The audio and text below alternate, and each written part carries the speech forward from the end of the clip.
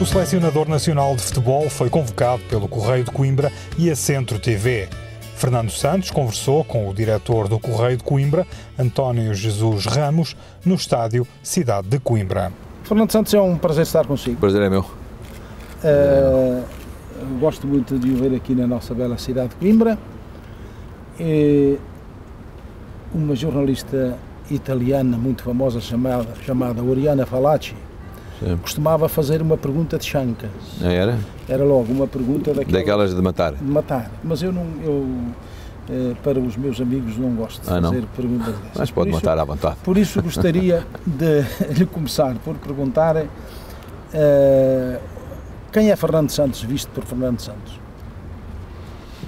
Fernando Santos, visto por Fernando Santos, é um homem comum, normal, com uma vivência normal, princípios normais da vida. Diria que 90% dos portugueses, não direi que nasci em 90%, onde nasceram 90% dos portugueses, porque isso não é verdade, mas nasci onde nasceram 90% dos lisboetas, porque nasci em Maternidade de Alfredo da Costa, e portanto deve ter sido eu e mais 2 milhões. É portanto um percurso perfeitamente normal, de uma família simples, também normalíssima, com os princípios normais daquela era, e que eu cresci dentro dessa família, e portanto tudo o que eu sou hoje tem a ver com aquilo que foi a minha infância. Obviamente que as coisas foram evoluindo, obviamente há sempre uma evolução na nossa vida, nada é parado, a vida é contínua e sempre se vai evoluindo, às vezes desevoluindo, mas sempre se vai andando para a frente, as coisas não ficam para trás. Agora nunca deixei de ser quem sou, quem era, e portanto continuo a ser igual a mim próprio. Sim, o Fernando Santos tem raízes na Beira. Sim, tem raízes da parte da minha mãe na Beira, da parte do meu pai de Lisboa, na Beira, numa terra chamada Sorgaçosa, que fica ali perto de Coja, de Lisboa, numa zona muito típica de Lisboa que se chama Alfama, que é daí que a minha família é oriunda da parte do meu pai.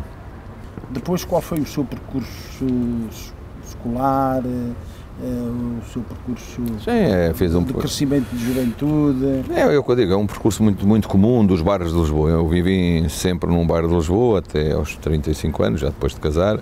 É um bairro que é a Penha de França, que fica numa zona alta de Lisboa, talvez a zona mais alta de Lisboa, que é o bairro da Penha de França, que é um bairro um bocadinho sui generis, porque fica perto de todos aqueles bairros muito típicos de Lisboa, fica umas centenas de metros de onde nasceu a cidade, portanto do Castelo de São Jorge, e portanto à volta deste bairro. É um bairro que para onde confluíram normalmente pessoas que saíram destes bairros. Eu não gosto muito de dizer mais humildes, mas prefiro a palavra tradicionais, porque humildes dá uma conexão que não me parece muito correta, porque há gente boa, muito boa nesses bairros, e portanto às vezes fica a ideia de que a gente diferente, e não é. Eu tenho um grande orgulho nas minhas origens, portanto, mas na realidade o bairro da Penha de França é um bairro limítrofe desses bairros, e portanto foi aí que eu fiz toda a minha infância e portanto é onde cresci. Foi aí que comecei a estudar na escola normal, uma escola pública normal, onde fiz a 4ª classe, um pouco adiantada, porque entrei para a escola um bocadinho cedo demais, eu não podia ter entrado. Entrei com 5 anos ainda, porque havia ali uma decalagem de 10 dias, e nessa altura estas coisas não funcionavam como agora. E na realidade o meu professor, por acaso, era um irmão de um homem que deu muito a este clube e também a esta cidade, o Dr. Torres. Eu era irmão dele, por acaso, o professor Carlos Alberto, era irmão do Dr. Torres, que jogou aqui na Académica, era um homem de Vila de Nova Lisboa, de Angola, e que era amigo do meu pai. O meu pai pediu se eu podia ir para a escola com alguma antecedência, pronto, para não andar ali na rua e tal. Eu acabei por ir.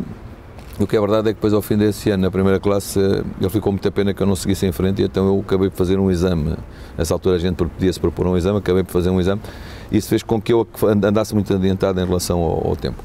Ou seja, eu quando fui para as escolas preparatórias ainda não tinha 10 anos, quando entrei nas escolas industriais ainda não tinha 12, portanto fui com 11 anos para Afonso Domingos, e aos 14 anos eu já era oficial de eletricista, já tinha o curso de montador de eletricista, portanto isto foi tudo sempre muito coisa. Entretanto, o que era normal numa família com as suas limitações naturais também daquele tempo, e como se lembra, nesse tempo a escola não era como hoje, havia escolas industriais ou comerciais, e havia os liceus. O liceu normalmente era para quem tinha uma previsão de poder continuar a estudar e de chegar mais longe, entrar nas faculdades. Nessa altura nós não sabíamos, o meu pai não sabia se tínhamos essa capacidade. portanto acabámos por ir por um percurso diferente nas escolas preparatórias e, portanto, eu entrei para a escola industrial, porque a verdade é que, pronto, as coisas também foram melhorando naturalmente, houve a possibilidade de depois de poder continuar a estudar, fiz aquilo que se chamava a preparação para os institutos e entrei em 71, penso, se não me falha a memória, em 71 entrei no antigo Instituto Industrial de Lisboa, que depois foi apanhado pela reforma com o 25 de Abril, e acabei por passar para o Instituto Superior de Engenharia de Lisboa, onde acabei por me formar, e hoje sou, obviamente, formado em Eletrónica e Telecomunicações, desde 77. Neste percurso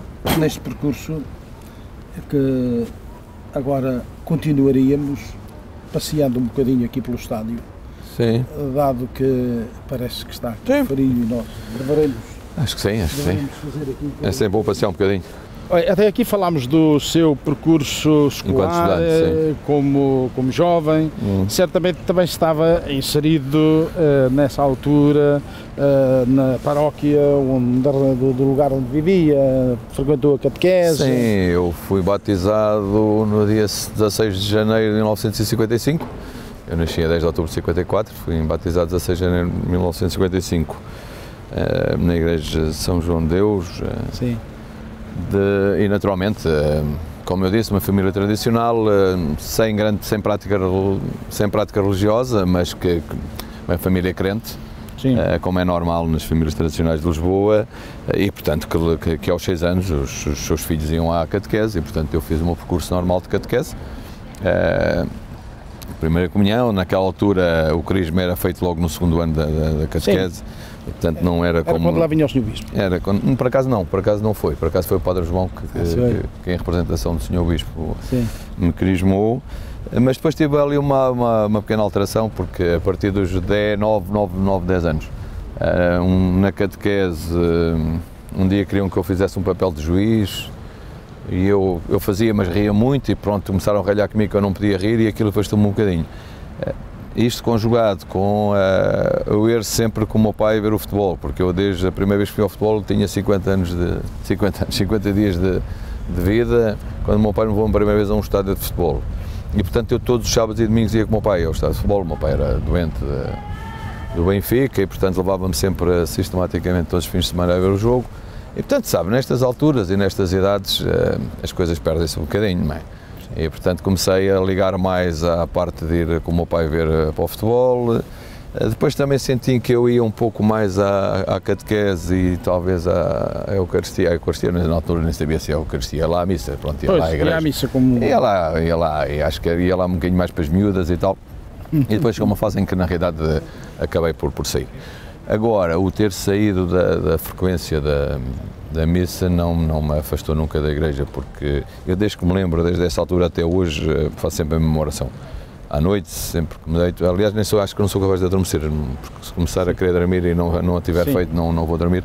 Portanto, sempre, desde o meu batismo, que seguramente que a semente ficou dentro, eu não me apercebi disso, durante muitos anos não me apercebi disso, até porque depois fiz aquele circuito normal também, porque depois ao 25 de Abril, há portanto esta fase, há a entrada na faculdade, há 25 de Abril, há uma altura em que nós questionamos tudo, mas ao mesmo tempo a minha vida sempre foi marcada por uma certa continuidade de fé, numa forma completamente distinta, percebe?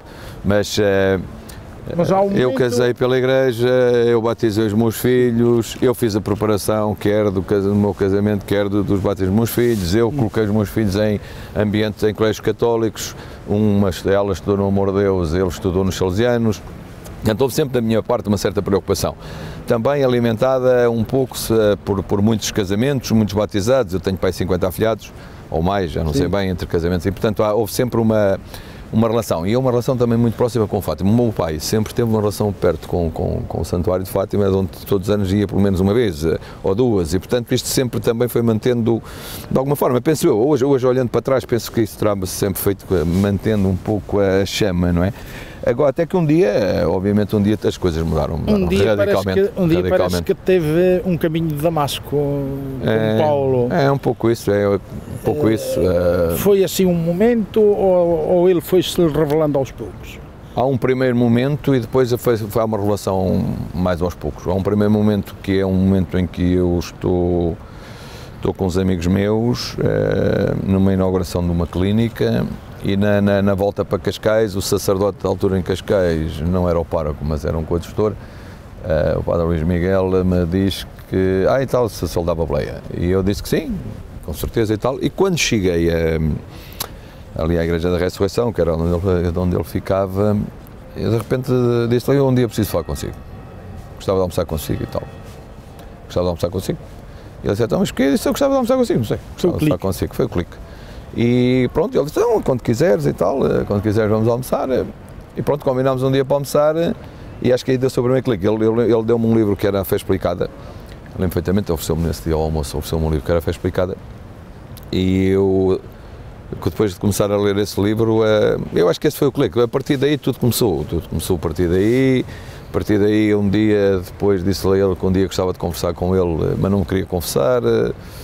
Depois acabei de me confessar. Eu acho que tudo isto também tinha, de alguma forma, este clique, obviamente que foi este momento, um momento decisivo, mas tem muito a ver com a entrada dos meus filhos nestes colégios. Porque depois, quando os meus filhos saberam da primeira comunhão, quando depois entram na catequese, quando se estão a preparar para o crisma, há uma necessidade da minha parte, houve uma necessidade da minha parte também de os poder acompanhar. E quando isto acontece, acho que se juntou a fome com a vontade de comer e, portanto, uniram-se estes dois fatores e isso acho que foi decisivo, e, portanto, aqui dá-se a minha reaproximação. Mas sempre uma aproximação, um bocadinho de fim de igreja, um bocadinho de cá de trás, até que, pronto, o momento certo, o momento da viragem, se pode chamar viragem, que eu não sei se é viragem, eu acho que é o renascer, o momento do renascer dá-se com o curso de cristandade. Por exemplo, neste estádio, tantas vezes que eu tenho visto aqui, os jogadores quando entram em campo, quase todos se benzem. A fezada tem a ver com o desporto. Aquilo é superstição? É fezada, não sei se é bem de superstição, é fezada. Mas isso não é só no futebol, sim, é em todos. Na arte em geral, há muito, os artistas, por natureza, em muitas formas de espetáculo têm esse tipo de fezada. Umas vezes entram com o pé direito, outras vezes benzem-se. Há também alguma espiritualidade, porque principalmente há jogadores que na realidade, mas não tem que ser forçosamente só de uma única religião. Eu conheço jogadores que cumpriram ao longo destes anos rigorosamente aquilo que eram as obrigações da sua fé. Agora, uns sendo católicos, apostólicos romanos, outros sendo cristãos, mas não católicos, apostólicos romanos, outros até de outras religiões, que professavam outras religiões e cumpriam, alguns que são muçulmanos e, portanto, cumpriam rigorosamente o Corão e lá, todos esses movimentos. E, portanto, há alguma espiritualidade. Agora, quando se pensa que o benzer, eu acho que isso é essencialmente uma fezada. E essa fezada pode-se manifestar de muitas formas, quer dizer, mas não fé. Fé não, agora... Haja praticantes do desporto com fé verdadeira, mas aquele ato em si é um ato... Sim, há, mas seguramente que há, e que não tenho dúvidas nenhumas que muitos deles, e que pedem essencialmente para não ter lesões, para que as coisas corram bem, mas isso é o comum de todos nós, quer dizer, acho que toda a gente pede. O treinador Santos algum dia pede a Deus para ganhar um jogo? Não, peço para me acompanhar, para me orientar, isso peço sempre, antes de cada jogo, mas eu peço só quando me levanto de manhã, a primeira coisa que faço quando me levanto é entregar o meu dia a Deus e pedir a Ele para me orientar o caminho, ou seja, para Ele ser o meu treinador. Agora, se faço isso no meu dia a dia, porque não ia deixar de fazê-lo no dia do jogo? Seguramente que não. Isso é. Agora, obviamente que a noção que eu tenho não tenho esse tipo de fezada, no sentido que ele tem que olhar para todos, não pode olhar só para o Fernando Santos, não é? É claro. E, portanto, não pode ser por aí. Ele é pai de todos. Aliás, não, pois eu acho que eu uma vez ouvi uma história que me marcou muito, que era alguém que estava muito chateado com Deus, não é? Estava muito chateado porque ele saiu o Totoloto, ou Totobola, não sei bem, mas era assim qualquer coisa e não estava sempre muito chateado e estava sempre a resmungar com ele, não é? Porque é que a mim me sai, nunca sai aos outros e tal. Até que ele um dia veio cá e disse-lhe, ele, pá, ao menos mete o boletim, quer dizer. Portanto, esta coisa, se nós não jogarmos e não corrermos e não lutarmos, bem, é a mesma coisa que não meter o boletim, portanto, dificilmente vamos ganhar. Agora, se corrermos mais do que os outros, se lutarmos mais do que os outros, jogarmos melhores que os outros, bem, é isso que ele até depois acaba por ajudar, quer dizer. Acaba por estar do nosso lado. Não, pois claro, mas nesse sentido. Do lado de quem luta. Sim, isso, obviamente. Não podemos esperar sentados.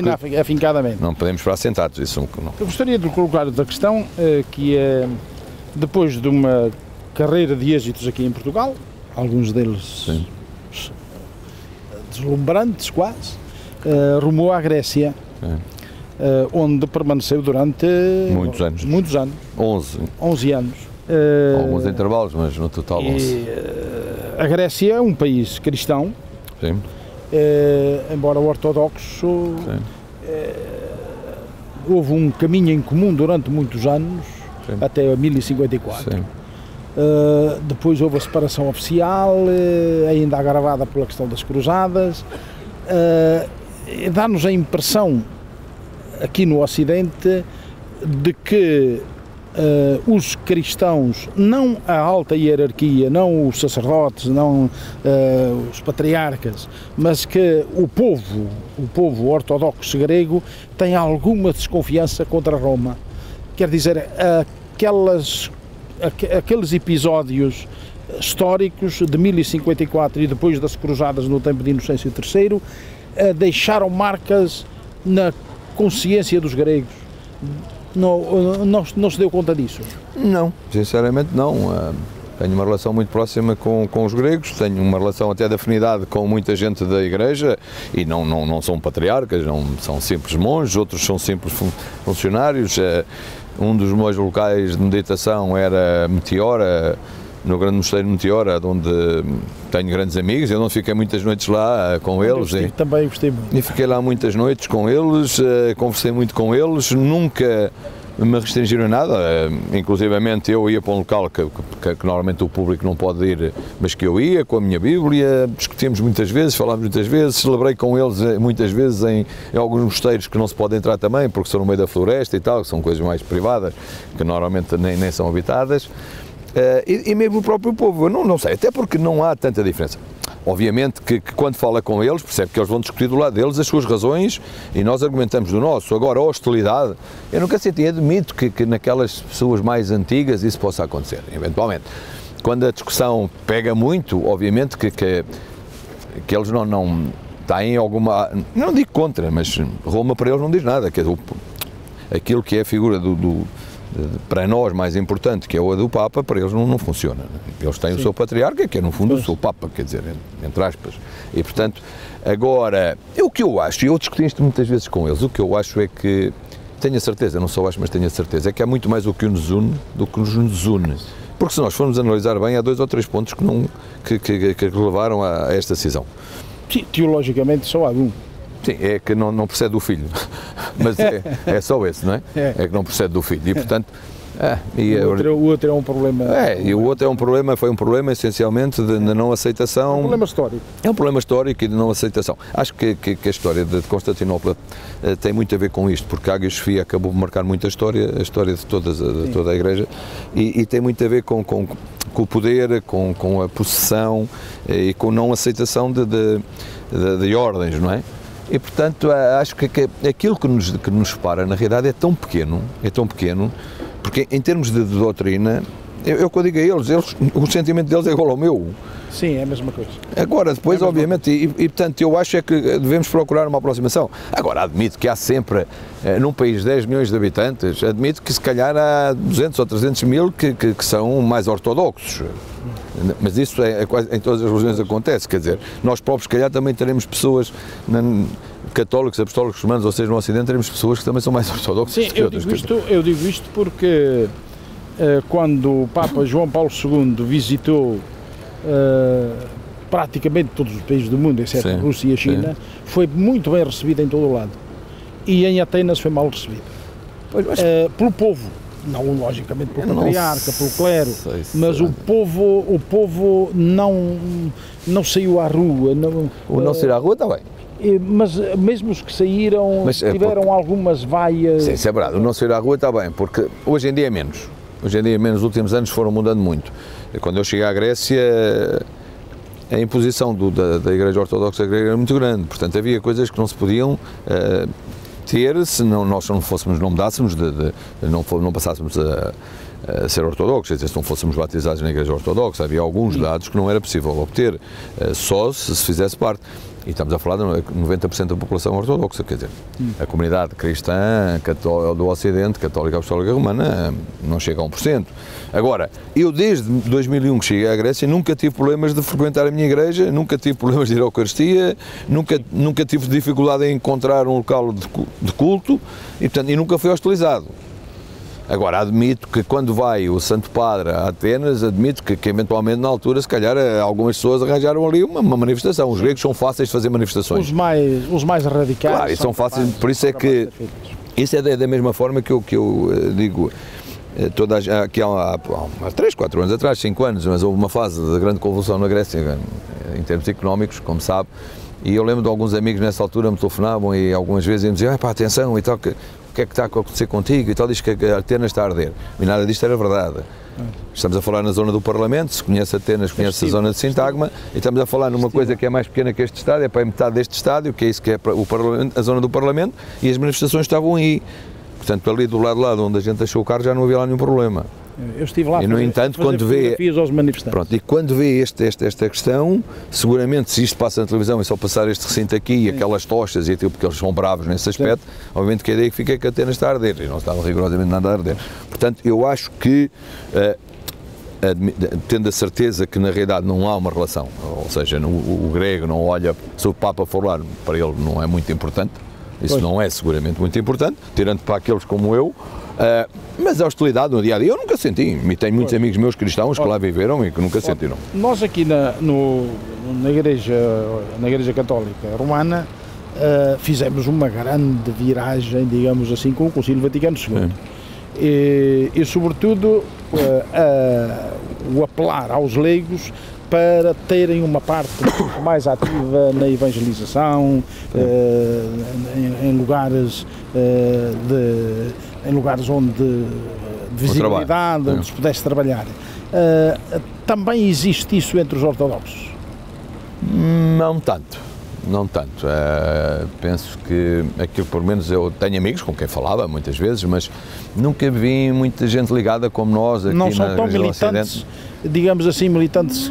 Militantes são, não sei, são depois em termos de proatividade no dia-a-dia, isso não sei, são muito do rito e são muito do rito, são muito das festas.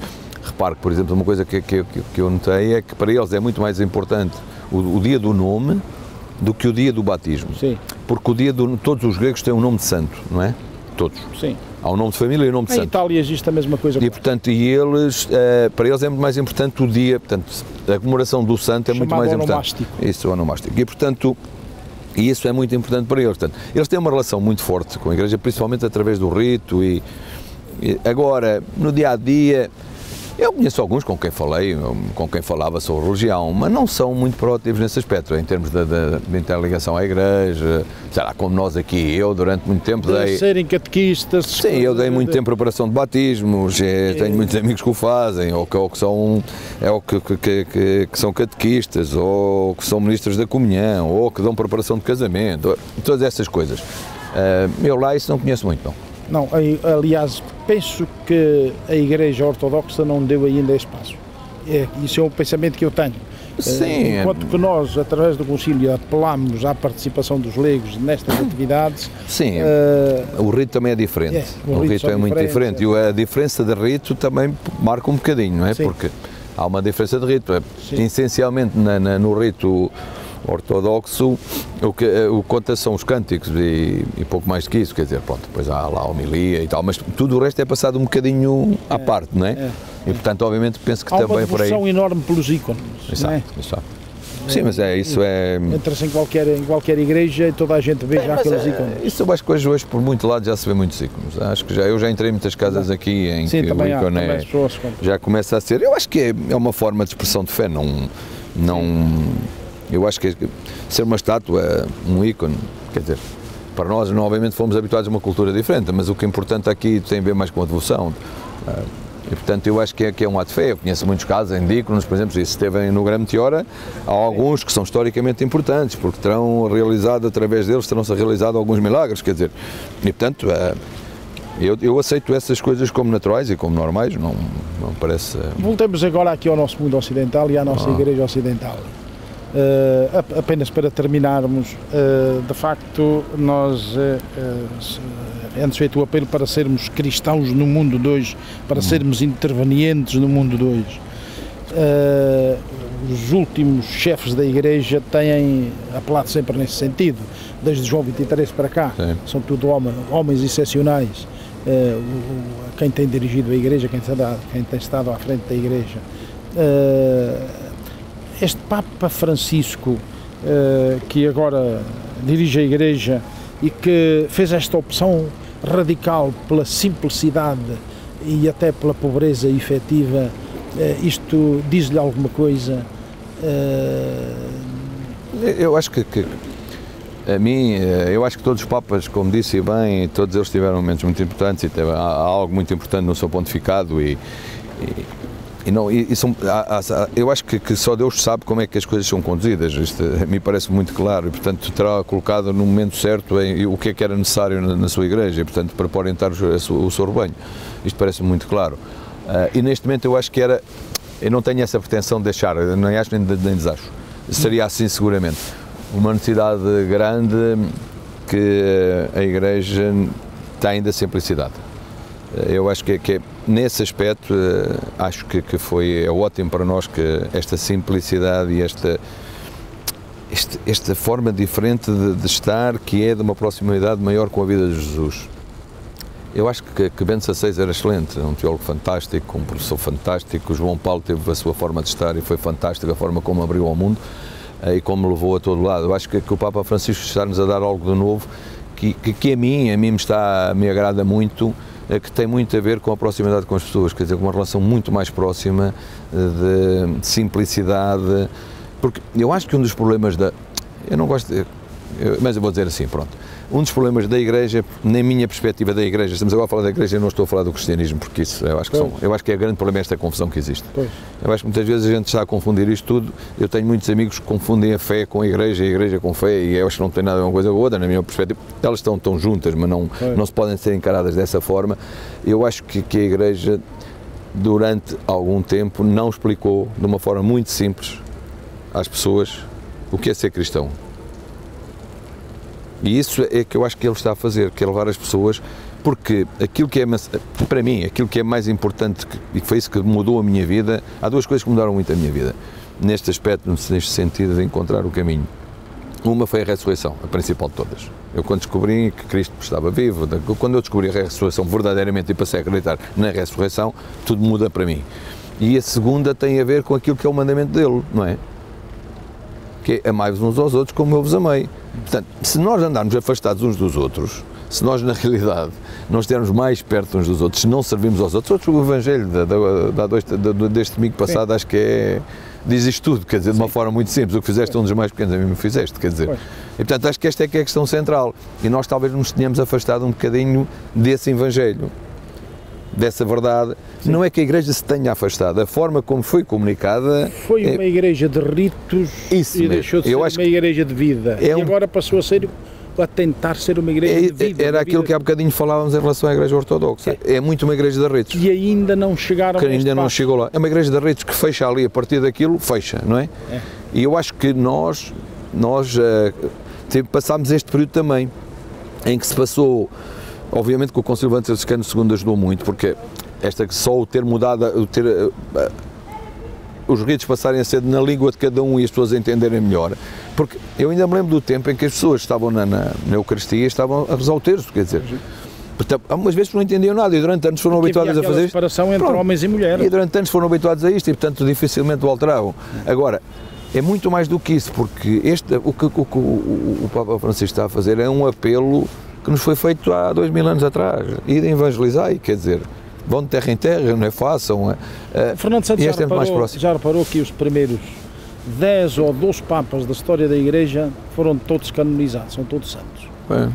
E que os papas dos últimos 2 séculos ou são beatos ou santos ou estão a caminho disso. Há uma espécie de voltar ao princípio. Pois, houve um hiato. Houve um hiato em que a Igreja se mundanizou. O homem. Sim, os homens da Igreja se mundanizaram, mas ultimamente, nestes últimos 2 séculos, sobretudo... Eu estou completamente de acordo consigo, quando se lê a história da Igreja, e muito mais do que isso, quando se pensa um bocadinho sobre isto, ainda hoje, ainda no dia de hoje, na nossa Igreja, nas nossas paróquias, no dia a dia, eu digo isto muitas vezes às pessoas e aos amigos e pessoas que me interpelam sobre estas questões, eu digo, o grande problema é que nós queremos tomar conta das coisas que são de Deus e nós não temos que tomar conta delas. Nós temos que nos deixar guiar por Ele. E nós muitas vezes na igreja, nas nossas paróquias a gente sabe que é assim, nos movimentos, não é? Este é um conflito que as pessoas não conseguem ultrapassar. O lado humano das pessoas muitas vezes faz com que distorçam tudo aquilo que é o sentido da fé, na minha perspectiva. Foi um prazer falar consigo. Prazer é meu. Nós podemos continuar a falar podemos agora. Continuar.